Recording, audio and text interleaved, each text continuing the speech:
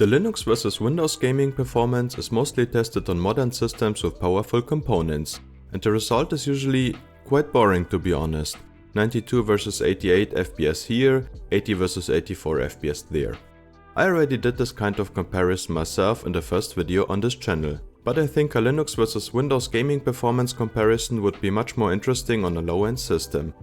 On the one hand, the lower CPU overhead in Linux could result in more CPU time for the actual game, which leads to better performance. But on the other hand, the CPU overhead of the Proton compatibility layer could result in the opposite. Time to find out. For this test I will use my €200 mini ITX PC that I introduced in my last video, in which I went in more detail about it. I built this good looking mini ITX PC for only €200, so feel free to check it out, the link is in the description. But to recap, it has an Intel Core i3-6100, 8GB of DDR3 RAM, a 512GB SATA SSD and an AMD Radeon RX 570 GPU with 8GB of VRAM. The bottlenecks in the system are the weak CPU and the small RAM. With that out the way, time for some very interesting benchmarks.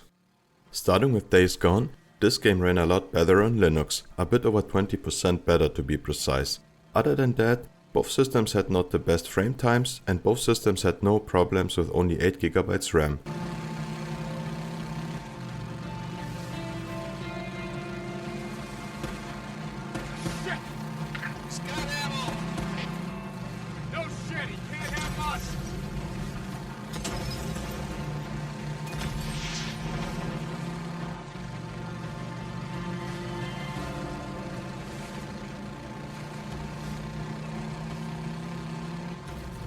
Next up is Red Dead Redemption 2, which ran quite similar on both systems. Windows had a slightly better average frame rate and felt a bit smoother, but it also had massive stutters here and there that were not present on Linux. All in all, the stutters on Windows were rare and the performance advantage over Linux was quite small.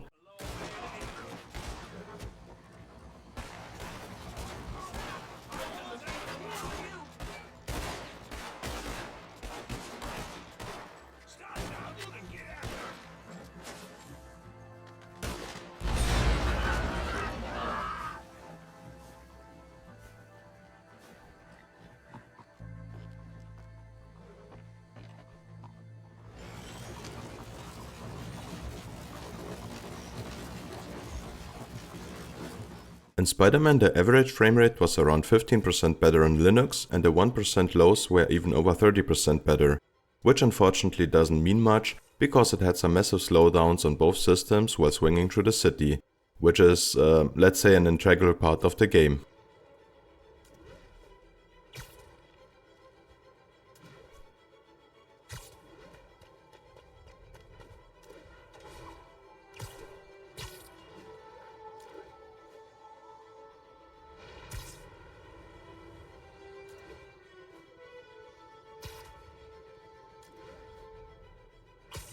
Uncharted 4 ran very similar on both systems.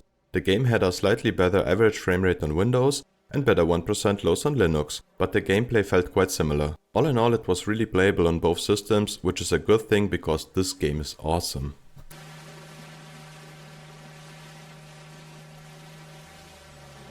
That bridge there is what you would call rickety.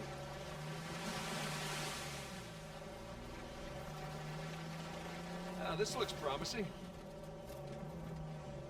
Come on, baby. Let's go, go, go, go, go. Made it. Okay, kid. Just don't drop us. And just keep it slow. Keep it in the center. Yeah, there's a lot of backseat driving going on. We're good. Everything's good. Jesus Christ. To be honest, Resident Evil 4 was the biggest surprise in this comparison. While it was just about playable on Linux, it ran buttery smooth on Windows. I double checked all the in-game settings and tested the game several times. The result was always the same. This problem seems to be specific to either the CPU or GPU, because on my main system with a Core i3-12100 and a Radeon RX 6600, Resident Evil 4 runs about as well as on Windows. I double checked this as well. Let me know in the comments below if you want me to further investigate this in another video, or if you know why the performance is so bad with the system.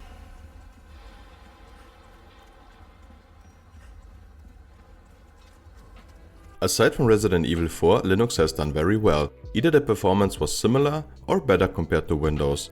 Does this result match your expectations? Let me know in the comments below. And as always, thanks for watching. Leave a like if you liked the video and consider subscribing. See you in the next one.